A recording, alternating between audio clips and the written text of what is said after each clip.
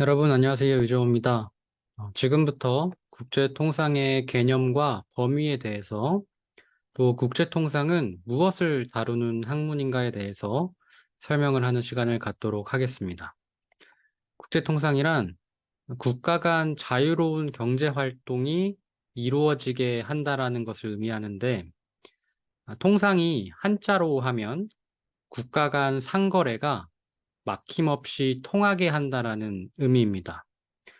또 국제통상이란 국가라는 주권 단위가 국가 간의 경제 교류에 작용하는 제약 요인을 제거하고 또 국가 간의 상거래를 통하게 만드는 여러 가지 활동과 그 과정을 의미하는데요. 국경을 넘어서 이루어지는 상행위에는 정부의 일정한 간섭이 존재하게 됩니다. 따라서 대표적으로 관세를 부과한다라든가 수출입이 이루어질 때 해당 물건에 어떤 결함이 없는가 이런 것도 살펴볼 수가 있고요.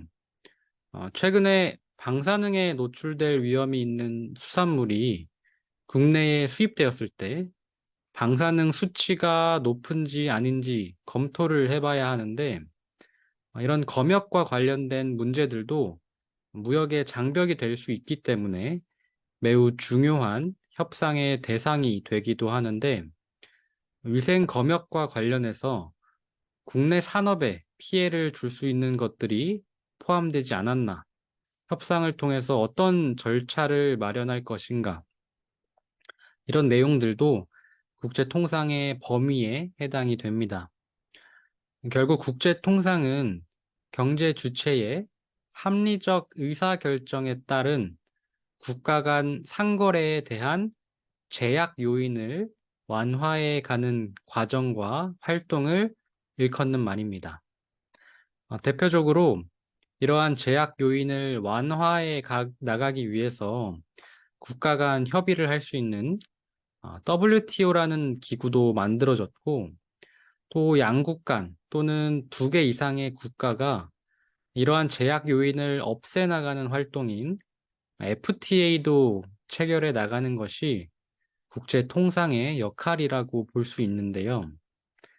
국제 통상의 범위에 대해서 살펴보면 국제 통상은 상품 및 서비스의 국제 무역뿐만 아니라 대표적으로 생산 요소인 노동력의 이동도 국경을 넘어서 이루어지는 활동이기 때문에 국제 통상의 범위에 해당한다고 볼 수 있습니다.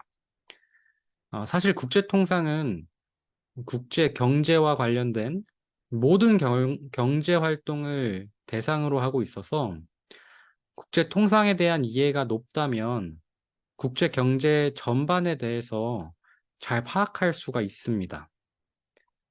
전통적으로 국제 통상의 범위를 두 가지로 구분하면, 첫 번째는 국경을 통과하는 경제 활동과 관련된 제약 조치가 있고, 두 번째는 기업 및 소비자의 경제 활동에 영향을 미치는 제약 조치가 있습니다. 전통적으로 상품 교역과 관련된 국제 통상 분야는 국경 장벽의 완화와 관세 철폐를 의미하는데, 최근에는 국경 장벽을 완화하는 방법이 국내법을 개정함으로써 가능한 경우가 많아서 국내법도 국제 통상과 매우 밀접하게 관련이 있습니다. 실제로 우리가 FTA를 추진하는 이유가 FTA를 통해서 다른 나라 시장에 접근 가능성을 높이기 위한 것인데요. FTA를 체결하면 국내법의 개정은 필수적으로 뒤따라오기 때문에 선진국과 FTA를 체결하면 선진국에서 요구하는 이행 수준을 국내에 적용하기 위해서는 국내법이 바뀌어야 하고, 이를 통해서 국내법이 국제법 수준으로 선진화되는 효과가 나타나기도 합니다. 사안에 따라서는 국내법이 통과되기 어려운 경우에 국제통상협상을 통해서 국내 정책을 선진화하는 경우도 발생하고 있습니다. 예를 들어서 국내에서는 첨예하게 대립할 수 있는 노사관계에 대한 법률의 경우에 한 EU FTA에서 국제 노동 규범 수준으로 국내법을 선진화하기를 요구했고, 한국도 이를 FTA 협정문 안에 법적인 성격을 갖는 조항으로 포함시켰고, 노동 인권과 관련된 국내법이 선진화되기도 했습니다. 최근에는 기후변화에 대응하기 위한 환경과 관련된 조항들이 FTA를 통해서 국내법으로 적용되고 있는 추세입니다. 이렇게 국제통상은 경제와 관련된 내용 말고도 무역에 영향을 미칠 수 있는 다양한 비경제적 이슈들로 확대되고 있는데요. 이번 강의를 통해서 국제통상 전공에서 경제만을 다루는 것이 아니라 환경, 노동, 인권, 경제 안보와 같은 다양한 비경제적 활동도 국제통상 안에서 배울 수 있고 배워야 하는구나. 이렇게 생각하게 되는 계기가 되었으면 좋겠습니다. 그런데 이렇게 국제통상 환경이 변하고 있구나. 그럼 뭘 공부해야 하지? 라고 생각해서는 안 돼요. 그 이유는 협상의 내용은 누군가 정해준 것이 아니라 협상의 결과로서 만들어지기 때문이에요. 여러분도 WTO 협상이라던가 FTA 협정을 공부하면서 그냥 받아들이면 안 되고 시대에 따라서 충분히 언제든지 협상의 대상이 될 수 있다라는 생각을 하면서 바라보면 좋을 것 같습니다.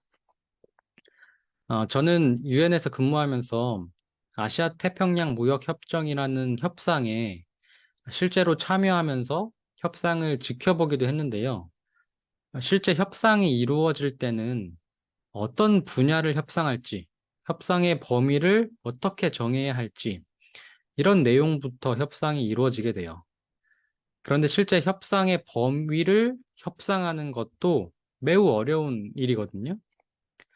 협상을 추진할 때 범위는, 협상의 범위를 정하는 것을 모덜리티라고 하는데, 이 협상의 범위를 모덜리티에서 정하고 그 내용을 바탕으로 실제 국제통상 협상이 이루어지고 있습니다. 앞에서 이야기한 것처럼 최근 국제통상의 범위가 경제 분야에서 비경제 분야로 확대되고 있는데, 비경제적 분야는 누가 옳은지 그른지 판단하는 것이 모호하기도 하고, 자국의 이익 관점에서 국가마다 주장하는 것이 다를 수 있어서 국제 통상에서 협상의 중요성이 계속해서 중요해지고 있습니다. 만약에 여러분이 국제 협상에 직접 참여하고 싶다면 유엔 같은 국제 기구를 꿈꿔도 좋고, 산업통상자원부와 같은 이 정부 부처를 꿈꿔도 좋을 것 같아요. 국제 통상은 내용에 따라서 전문성을 요구하는 경우가 많아서 최근에는 국제 통상 분야를 공부하고 전문가로서 중앙부처에 진출할 수도 있으니까 다양한 방식으로 자기 분야를 개척해 나가는 것이 중요하다고 생각합니다. 다음으로 국제 통상 규범의 유형인데요. 국제 통상 규범의 유형은 포괄적 규범과 개별적 규범으로 구분할 수가 있습니다. 포괄적 규범은 국가 간의 경제적 관계를 전반적으로 규정한 것을 의미하는데, FTA와 WTO가 대표적으로 포괄적 규범에 해당합니다. 다음으로 개별적 규범은 개별적인 경제 활동을 뒷받침하기 위한 규범으로 상품별로 시장 개방 협상을 한다든지, 주요 분야별로 규범을 정한다든지, 협상의 범위를 매우 세분화하는 경우를 말합니다. 대표적으로는 섬유협정, 한미 간 쇠고기 협정이 개별 규범에 해당합니다.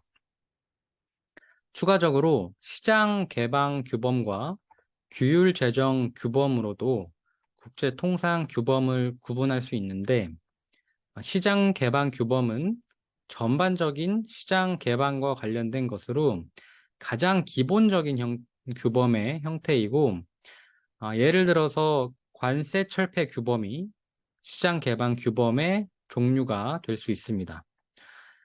또 다른 시장 개방 규범의 예시는 농업을 보호하기 위한 규범입니다. 긴급 수입 제한 조치 또는 세이프가드 이렇게 부르기도 하는데, 시장 개방으로 국내 농업에 피해가 발생하게 되면 국내 산업을 보호하기 위해서 수입을 금지하거나 관세를 인상시킬 수가 있는데요.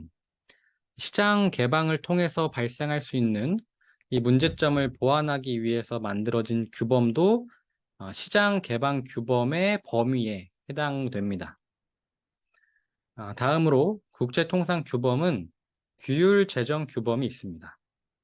무역을 하기 위한 가이드라인을 제시하거나 새로운 형태의 무역 규제를 없애야 할 때 규율 제정 규범을 통해서 무역 장벽을 없애야 하는데요.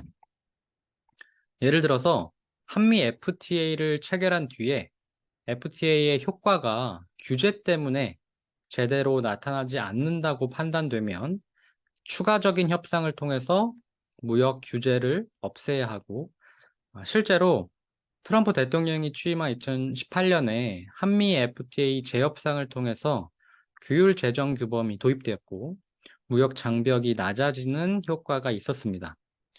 한미 FTA 재협상에서는 자동차 분야의 개정이 이루어졌는데, 미국에서 만들어진 자동차가 한국에서 또 다른 인증을 받지 않아도 수입이 될 수 있도록 기술 규제를 완화하게 되었죠. 그런데 사실 학문적으로는 국제통상 규범의 종류를 시장 개방 규범과 규율 제정 규범으로 나누어서 살펴볼 수는 있지만, 이렇게 나누는 게 실제 협상에서 사용되는 것은 아니기 때문에 개념만 알고 시장 개방을 위해서는 규범이 관세보다 더 중요할 수 있구나, 이런 생각을 가지는 것이 국제 통상을 이해하는 데 여러분에게 도움이 될 것이라고 생각해요. 이제부터는 국제 통상 정책과 국제 통상 협상에 대해서 한번 살펴보려고 하는데요. 국제 통상 정책과 국제 경제 환경이 어떻게 변화했는지부터 이야기해 보겠습니다. 먼저 우리가 국제화와 세계화를 같은 것으로 이해할 수 있지만 약간은 구분해서 이해할 필요가 있는데요. 국제화라고 하면 국가 간 경계나 장벽이 약화되고 국가 간의 상호 의존이 심화되는 것을 의미하고, 세계화는 이 국제화를 뛰어넘는 개념으로 국가 간의 차별성이 없어지고 개별 국가의 개념이 약화되는 현상을 의미해요. 따라서 지금 우리가 국제통상 정책과 국제통상 규범을 다룰 때는 국가 간의 구분을 없애려는 목적보다는 국가 간의 상호 의존을 심화시키려는 목적이 강하기 때문에 국제화에 가까운 범위라고 이해하면 더 좋을 것 같습니다.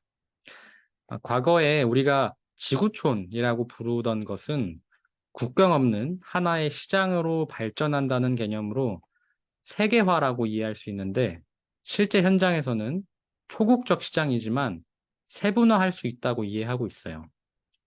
지역별로, 국가별로 소비자의 취향이 달라서 현지화 전략을 추구하는 현상이 굉장히 일반적이고, 이 세계화 속에서 지역 특화가 이루어지는 글로컬이라는 단어로도 사용되고 일컬어지고 있습니다.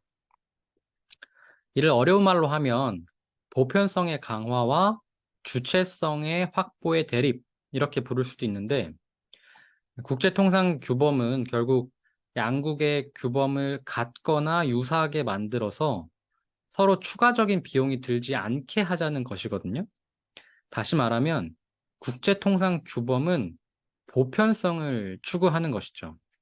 그런데 국가마다 자국 시장에 특화되어 있는 다른 지역에서는 볼 수 없는 규범들이 나타나기도 하는데, 이에 따라서 주체성을 확보하기 위한 노력도 나타나고 있는 것이죠. 이런 대립을 완화해주고 서로 자국의 이익을 극대화하는 역할이 국제통상 협상이라고 볼 수 있습니다. 국제통상 정책의 범위는 국가 간 국제통상의 문제, 대외 전략의 문제와 관련되어 있지만 국제 무역이 발생하게 되는 원인이 각국의 비교 우위에 따라서 발생하는 것이기 때문에 국내 산업 정책이나 환경 및 노동 정책들과도 매우 밀접하게 관련이 되어 있습니다. 한국에서는 산업통상자원부라고 해서 산업과 통상과 자원을 하나의 정부 부처가 담당하고 있습니다. 이렇게 산업통상자원부가 된 이유가 무역이 산업과 밀접하게 연관되어 있기 때문이에요. 과거에는 외교통상부라고 해서 외교와 통상을 밀접하게 연계되어 있는 것으로 봤는데 지금은 산업과 통상을 같이 두었을 때 시너지 효과가 발생한다고 보고 있는 것이죠. 그런데 사실 국제 통상은 앞에서 이야기한 것처럼 환경이나 노동도 포함할 수가 있어요. 실제 협상에 참여할 때는 산업통상자원부가 중심이 되지만 개별 사안에 있어서는 환경부와 노동부가 포함되기도 합니다.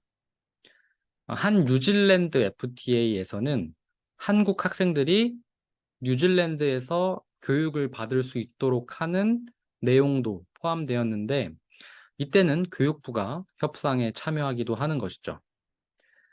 국제통상 정책의 특징을 크게 네 가지로 구분해 보면 복합성, 포괄성, 상호성, 다중성 이렇게 나누어 볼 수 있습니다. 복합성이라고 하는 것은 국제통상 정책을 추진할 때 대외적인 정책을 추진하는 것이 아니라 대내적인 협상도 동시에 추진하기 때문이에요. 실제로 대외적인 협상을 추진하기 이전에 국내적으로 이해 관계자 간의 조정 과정을 필수적으로 거치거든요. 실제로 이 국제통상 협상을 투레벨 게임이라고 하는데 국내적인 협상이 1단계고 국내 협상 결과를 바탕으로 대외적인 협상을 하는 2단계 협상이 벌어지는 것이죠. 포괄성도 국제통상 정책의 특징인데 상품 교역뿐만 아니라 서비스도 협상에 포함되고 기술이나 지식재산권도 협상에 포함되면서 다양한 정책을 포괄하는 포괄성이 국제통상 정책의 특징인 것입니다. 다음은 상호성인데요. 국제통상 협상을 추진하다 보면 교역 대상국과의 이해관계도 매우 중요하게 반영이 되고 경제적인 이해관계가 있지만 실제 협상 과정에서는 정치적인 상황까지도 고려해야 합니다.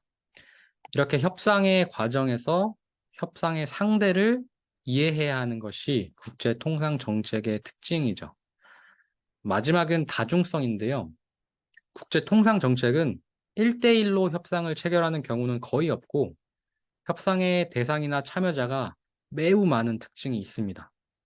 협상에 따라서는 국제기구의 참여나 협상이 동시다발적으로 진행이 됩니다. FTA 협상을 추진하면서도 OECD나 APEC 협상을 한다던가 IPEF와 같은 이 다자간 협상을 진행하는 다중성의 특징도 가지고 있습니다. 국제통상 협상은 다양한 의미를 갖고 있는데요. 국제통상 현안에 대해서 이해 당사국 간의 이견이 존재하는 경우에 이를 해결해 나가는 과정을 국제통상 협상이라고 하는데 동시에 국내 이해 당사자들에 대한 이해 조정과 보상 등 대내적인 협상도 국제통상 협상에 포함이 됩니다.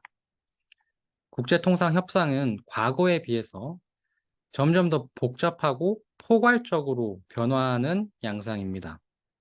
경제적인 이슈만 포함하더라도 굉장히 많은 것들을 이야기할 수 있지만 최근에는 경제 이슈뿐만 아니라 비경제적인 이슈들도 국제통상협상의 내용으로 포함되고 있는 것이죠. 국제통상협상의 특징을 보면 대외협상에서는 고려해야 할 사안도 굉장히 많습니다. 협상 대상 국가의 언어적인 차이, 문화적인 차이로 인해서 국제통상협상이 어려움을 겪을 수도 있죠. 그런데 결국 협상장에 나온다는 것은 협상에 참여하는 국가가 이 협상을 통해서 이익을 얻을 수 있기 때문인데 양국 모두 원하는 것을 성취한다면 윈윈 협상이 되는 것입니다. 국제통상론의 학문적인 영역은 어떻게 될까요? 제가 학술적인 이야기를 하면 여러분이 안 좋아할 수도 있지만 저한테는 가장 재밌는 부분입니다. 국제통상을 통해서 다양한 연구 분야를 포함할 수 있지만 대표적으로 네 가지를 말씀드리면 국가 간 통상 활동의 특징은 뭐고 국가 간의 통상 활동은 어떻게 변화하고 있는가? 이것이 한 가지 연구 분야가 될 수 있고 국가 간 통상 협상은 어떻게 이루어지는 것인가? 국가 간 통상 협상을 하는 과정에서 실무적으로는 어떻게 대응해야 하는가? 이것도 하나의 연구 분야입니다. 국제통상 규범이 제정되는 과정은 어떤가? 국제통상 규범을 통해 경제적 영향은 얼마나 될 것인가? 이것도 좋은 연구 주제이죠. 또 향후 국제통상 이슈가 어떤 방향으로 전개될 것인가를 전망하는 것도 매우 중요한 연구 분야입니다. 최근에 국제통상 분야에서 가장 이슈가 되고 있는 것은 디지털 통상입니다. 디지털 기술의 발전이 디지털 통상 규범으로는 어떻게 발전할 것인가? 이런 주제도 아주 좋은 연구 주제가 될 것 같습니다. 국제통상 환경은 컴퓨터 공학이 발전하는 속도만큼 빠르게 변하고 있습니다. 앞으로 국제통상의 과제는 무엇인가를 생각해 보면 앞서 말한 것처럼 국제통상의 범위가 점차 확대되고 있고 포괄적인 성격이 매우 강조되고 있기 때문에 이를 어떻게 하면 더 체계적으로 분석할 수 있을 것인가? 이러한 방법론의 정립이 무엇보다 필요합니다. 국제통상 이슈나 규범이 구체적으로 어떤 배경에서 논의되고 있고 앞으로는 어떻게 될 것인가를 이해해야 하는 것이죠. 규범에 대한 심층적인 이해를 위해서는 학제 간 접근도 매우 중요합니다. 경제학, 경영학, 법학, 정치학, 사회학 이런 여러 가지 학문을 넘나들어야 하죠. 국제통상학부를 다니는 학생들은 매우 융합적인 학문을 배우고 있는 거예요. 예를 들어서 국제통상 규범의 도입이 경제적으로는 어떤 영향이 있을 것인가? 또는 규범이 기업의 경영에는 어떤 영향을 미칠 것인가? 각국의 정치적, 사회적 배경이 국제통상 협상을 추진하는데 어떤 영향을 미칠 것인가? 이런 학제 간 접근과 이해가 필요한 학문입니다. 국제통상 규범이 만들어지는 과정도 파악할 필요가 있는데 이 규범과 제도가 워낙 방대하기 때문에 방대한 내용 중에서도 핵심은 무엇인가? 이런 것들을 파악하는 능력도 국제통상을 하기 위해서는 중요합니다. 또 규범 및 제도가 도입되고 난 이후에 어떻게 평가할 것이고 어떤 방법을 통해서 평가할 것이고 평가를 통해서 우리가 회고해 볼 만한 것은 어떤 것인가? 어떻게 다른 방향을 제시할 수 있을 것인가?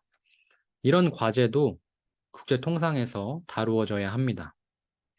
국제통상의 범위가 매우 방대하고 생각해 봐야 할 것들이나 고민해야 할 것들이 많기 때문에 국제통상을 공부하는 학생들이 더 많이 생겼으면 하는 바람이 개인적으로는 있습니다. 다음으로 최근 국제통상에서 이슈가 되고 있는 것들을 모아봤는데요. 최근에 한국은 신통상 전략으로 몇 가지 분야에 대해서 정책을 한다고 밝히고 있기도 합니다. 최근 환경 변화에 맞춰서 시장 개방 위주의 통상 전략을 넘어서 전략 분야를 중심으로 새로운 통상 정책이 마련되었는데요. 공급망, 디지털, 기후변화, 경제안보입니다. 공급망과 관련해서는 미중 간 갈등이 확산되면서 미국의 대중국 견제가 확대되고 있고 동맹국 간 새로운 공급망을 재편하려는 전략이 추진되고 있습니다. 공급망을 재편하는 과정에서 한국도 공급망을 안정화하는 수준을 넘어서서 이 글로벌 공급망이 재편되는 상황을 받아들이기보다는 주도적인 역할을 할 수 있는 룰메이커 역할이 앞으로 강조될 것으로 보입니다. 다음으로 디지털이 새로운 통상 정책에 매우 중요한 역할을 할 걸로 예상이 됩니다. 디지털 전환이 가속화되면서 디지털 통상 규범을 수립하기 위한 강대국 간 경쟁이 치열하게 벌어지고 있는데요. 글로벌 디지털 규범을 논의하는 과정에서 한국이 얼마나 주도적인 역할을 할 수 있을 것인가가 매우 중요하고 주도적인 역할을 확보한다면 한국을 중심으로 한 디지털 규범이 전 세계에 도입되므로 한국의 국제사회에서의 입지 또는 글로벌 경제 성장을 주도하는 역할도 가지고 갈 수 있을 것이라고 예상이 됩니다. 다음으로 탄소 중립과 기후 변화인데요. 최근 EU가 추진하는 탄소 국경 조정 제도처럼 환경이 국제 통상 규범화가 되고 있고 통상에 있어서 환경이 굉장히 중요한 역할을 하게 되면서 어떻게 대응할 것인가, 또 기업의 입장에서는 어떤 전략을 취할 것인가가 매우 중요한데 국제 통상 정책 차원에서는 기후변화에 대응하는 과정에서 발생할 수 있는 기회 요인을 발굴하고 이 기회를 기업들이 확보할 수 있도록 지원하는 전략도 매우 중요하게 작용할 것입니다. 다음으로 기술 통상인데요. AI 기술이라든가 5G 기술이 국제 통상과 연계되고 있습니다. 첨단 분야를 중심으로 기술을 보호하면서 신시장에 진출할 수 있는 전략을 마련하려고 하고 있어요. 따라서 기술 통상은 경제 안보와도 연결이 되는데요. 국가 안보를 지키기 위해 국제 통상 정책이 매우 중요해지고 있는 것입니다. 오늘은 국제 통상의 범위와 내용들에 대해서 살펴봤습니다. 국제 통상의 적용 범위가 매우 빠르게 확산되고 있고 갈수록 복잡해지고 있는 만큼 국제 통상에 대한 이해가 있다면 다른 분야에서도 충분히 지식을 적용할 수 있을 것이라고 생각됩니다.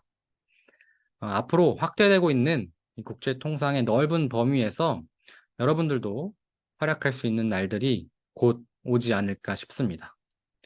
그럼 오늘은 이것으로 마치도록 하겠습니다.